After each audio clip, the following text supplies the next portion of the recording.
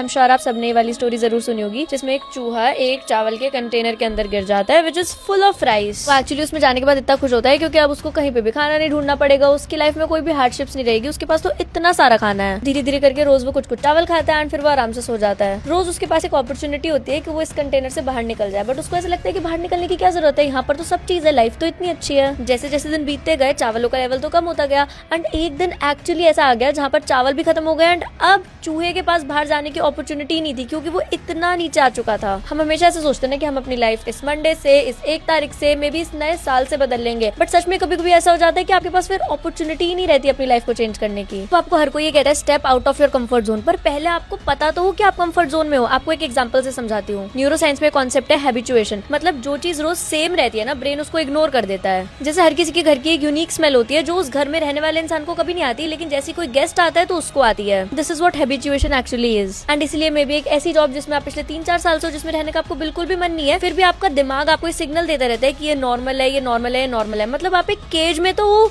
पर केज के rods invisible है। तो अगर आपको ये जानना है कि आप कंफर्ट जोन में हो या आप जेन्युइनली कुछ अच्छा कर रहे हो, तो उसके लिए एक छोटी सी प्रैक्टिस है। आप बस अपने आप से ये एक सवाल पूछो कि जैसी आपकी लाइफ पिछले 1 साल में थी वैसी अगर आपकी लाइफ अगले 10 सालों तक हो तो क्या आपको वो चीज चल जाएगी? एंड इसी सवाल का जवाब आपको ये एग्जैक्टली बता